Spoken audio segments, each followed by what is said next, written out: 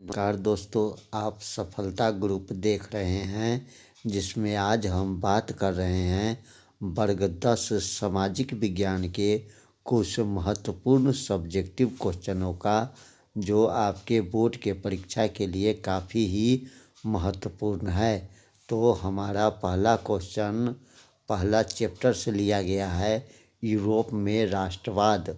तो चलिए बगैर देर किए हुए देखते हैं हम वर्ग 10 के लिए हमारा क्वेश्चन है। वर्ग 10 सामाजिक विज्ञान के महत्वपूर्ण सब्जेक्टिव क्वेश्चन जो है, ये सामाजिक विज्ञान के सब्जेक्टिव क्वेश्चन है जो काफ़ी ही महत्वपूर्ण क्वेश्चन है और ये 2 नंबर का क्वेश्चन है और जो काफ़ी इम्पोर्टेंट क्वेश्चन है।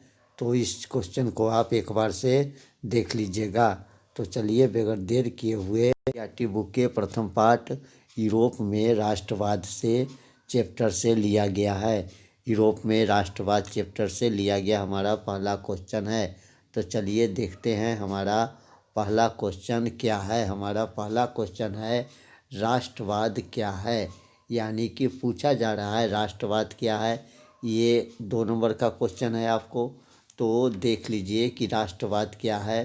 तो उत्तर राष्ट्रवाद एक ऐसी भावना है जो किसी विशेष भौगोलिक, सांस्कृतिक या सामाजिक परिवेश में रहने वाले के बीच एकता की भावना का वाहक बनती है। यानी कहने के तात्पर्य कि राष्ट्रवाद एक ऐसी भावना है जो किसी व्यक्ति, किसी विशेष भौगोलिक, सांस्कृतिक या सामाजिक परिवेश में रहने वाले के बीच एकता की भावना का वाहक बनता है। तो ये काफ़ी इम्पोर्टेंट क्वेश्चन है जो भारत में यूरोप में राष्ट्रवाद जो है पढ़ लीजिएगा चैप्टर अच्छी तरह से, तो उसमें क्वेश्चन आपको मिल जाएगा कि राष्ट्रवाद क्या है। तो चलिए आज का दूसरा नंबर क्वेश्चन जानते हैं। दूसरा नंबर क्वेश्चन भी काफ़ी महत्वपूर्ण क्वेश्चन है। दूसरा नंबर क्वेश्चन जो है कहता है कि मैजनी कौन था। तो ये भी काफ़ी महत्वपूर्ण क्वेश्चन है जो परीक्षा में बार बार पूछे जाते हैं सामाजिक विज्ञान वर्ग 10 में। तो इसका उत्तर समझ लीजिए, इसका आंसर जान लीजिए कि मैजनी मुख्यतः एक साहित्यकार था, लेकिन उसे राजनीति से भी प्रेम था। वह कुछ दिनों तक एक क्रांतिकारी और गुप्त संगठन कार्बोनेरी से जुड़ा रहता था, लेकिन वह गणतंत्र में विश्वास रखता था। तो आपको यहाँ पर एक ऑब्जेक्टिव क्वेश्चन भी बन रहा है।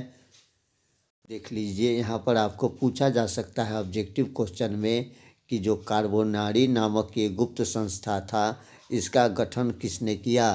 तो इसका सही जवाब मैजनी यहाँ पर हो जाएगा। तो मैजनी जो था पूछा जा रहा है, ये 2 नंबर का क्वेश्चन है। तो पूछा जाएगा कि मैजनी कौन था। तो मैजनी जो है मुख्यतः एक साहित्यकार था, लेकिन उसे राजनीति से भी अपार प्रेम था। वह कुछ दिनों तक एक क्रांतिकारी और गुप्त संगठन कार्बोनरी से जुड़ा रहा था, लेकिन वह गणतंत्र में विश्वास रखता था। तो चलिए तीसरा नंबर क्वेश्चन जानते हैं। तीसरा नंबर क्वेश्चन भी काफ़ी महत्वपूर्ण क्वेश्चन है। तीसरा नंबर क्वेश्चन कहता है, जर्मनी के एकीकरण की बाधा क्या थी।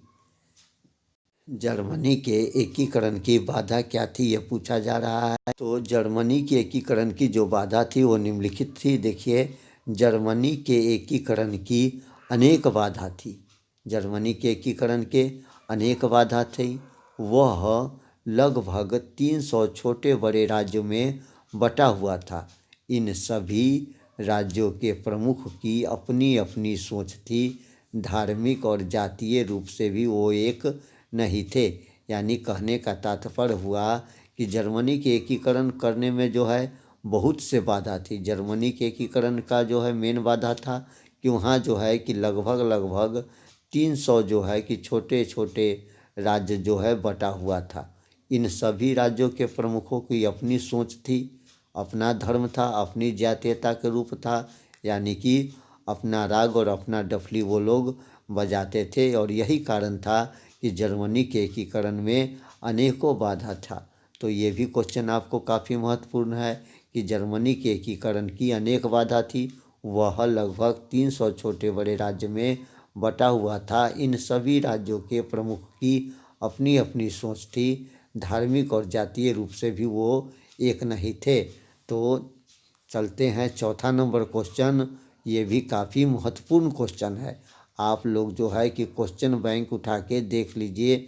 ये सारा क्वेश्चन जो है आपको बार बार बिहार बोर्ड के परीक्षा में पूछे जा चुके हैं।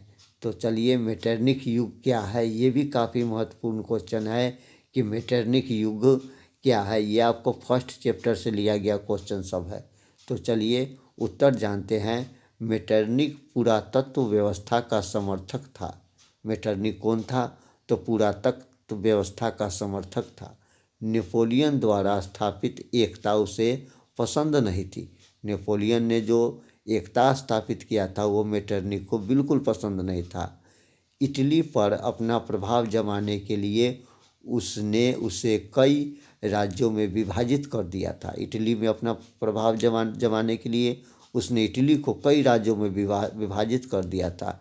इसी युग को मेटरनिक युग कहते हैं। इसी युग को क्या मेटरनिक युग के नाम से जाना जाता है। यानी मेटरनिक युग जो है क्या है, यही क्वेश्चन जो है मेटरनिक युग क्या है, यही क्वेश्चन पूछा जा रहा है। तो आप लिख दीजिएगा कि मेटरनिक पुरातत्व व्यवस्था का समर्थक था। मेटरनिक जो है पुरातत्व व्यवस्था का समर्थक था। नेपोलियन द्वारा स्थापित एकता उसे पसंद नहीं थी। इटली पर वह अपना प्रभाव जमाने के लिए उसे कई राज्यों में विभाजित कर दिया था। इसी युग को मेटरनिक युग कहते हैं। चलिए अगला नंबर क्वेश्चन देखते हैं। 5 नंबर क्वेश्चन भी काफ़ी महत्वपूर्ण क्वेश्चन है। 5 नंबर क्वेश्चन को जानते हैं। 5 नंबर क्वेश्चन कहता है 1848 के फ्रांसीसी क्रांति के क्या कारण थे। 1848 में जो फ्रांस में क्रांति हुआ था उसका क्या कारण थे। तो आंसर इसका जानते हैं। फ्रांस का शासन लुई फिलिप उदारवादी था। फ्रांस का शासक कौन था? Louis Philippe. वो उदारवादी था लेकिन वह महत्वाकांक्षी था। उसने 1840 में गीजो को प्रधानमंत्री नियुक्त किया। गीजो कट्टर प्रतिक्रियावादी था। राज्य में वह किसी भी सुधार को लागू करने के पक्ष में नहीं था। राजा लुई फिलिप भी अमीरों के साथ पसंद करता था। तो राजा लुई फिलिप भी अमीरों के साथ पसंद करता था। उसके पास कोई सुधारात्मक कार्यक्रम नहीं था। देश में भूखमरी और बेरोजगारी चरम पर थी। फलतः सुधारवादियों शुद्ध रहने लगे और 1848 को फ्रांसीसी क्रांति के यही सब कारण थे। यानी कहने का तात्पर्य यहाँ पर ये हुआ कि फ्रांस में जो है क्रांति जो है 1848 में जो है हुआ था। फ्रांस में 1848 में जो है क्रांति जो हुआ था, इसका जो है कारण जो है काफ़ी जो है कि रोचक था। यहाँ पर जो है कि जो फ्रांस का जो शासक थे वो तो थे महत्वाकांक्षी, उदारवादी थे और लेकिन साथ में महत्वाकांक्षी भी था। उसने गीजो को क्या किया, प्रधानमंत्री पद पर 1840 में नियुक्त कर दिया। वह जो है कि घोर प्रतिक्रियावादी था, यानी कट्टर प्रतिक्रियावादी था। वह किसी भी प्रकार का सुधार नहीं चाहता था। और राजा फिलिप भी जो है अमीरों के साथ रहना पसंद करते थे। उनके पास कोई सुधारात्मक कार्यक्रम नहीं था। यानी जनता को गरीबी के भूख को कैसे सुधार किया जाए, इसका कोई उनके पास जो है कि ठोस जो है प्लान या कार्यक्रम नहीं था। इससे फ्रांसीसी शुद्ध रहने लगे और देश के अंदर भूखमरी और बेरोजगारी जो है कि चरम पर आ गया। और यही कारण था कि 1848 में जो है कि फ्रांस की क्रांति हुई। तो चलिए 6 नंबर क्वेश्चन जानते हैं। 6 नंबर क्वेश्चन भी महत्वपूर्ण क्वेश्चन है। 6 नंबर क्वेश्चन है इटली और जर्मनी के एकीकरण में ऑस्ट्रेलिया की क्या भूमिका थी। इटली और जर्मनी के एकीकरण में ऑस्ट्रिया की क्या भूमिका थी? तो जानते हैं इसका आंसर। इटली का एकीकरण ऑस्ट्रिया और पिंडमाउंट में सीमा को लेकर विवाद था। इस कारण ऑस्ट्रिया और इटली में युद्ध शुरू हो गया। युद्ध 1859 में आरंभ हुआ और 1860 तक चला। युद्ध में इटली के समर्थन में फ्रांस ने अपनी सेना उतार दिया। फ्रांस ने यहाँ पर जो है इटली के समर्थन में अपनी सेना को उतार दिया और यहाँ पर जो था ऑस्ट्रिया सेना बुरी तरह परास्त हुआ। फलतः ऑस्ट्रिया के एक बड़े राज लोमांडी पर पिंडमाउंट का अधिकार हो जाने से इटली एक बड़े राज्य के रूप में सामने आकर खड़ा हुआ। काबुल मध्य तथा उत्तरी इटली को इटली से मिलाना चाहता था। इतना ही नहीं, रोम को छोड़ संपूर्ण इटली के एकीकरण में काबुल को सफलता मिल गई। काबुल को जो है यहाँ पर सफलता मिल जाता है। ऑस्ट्रेलिया जो था, ऑस्ट्रिया को चुप बैठ जाना पड़ा। जर्मनी के एकीकरण 1806 में नेपोलियन बोनापार्ट ने जर्मन क्षेत्र को जीतकर राइन राज्य संघ का गठन किया।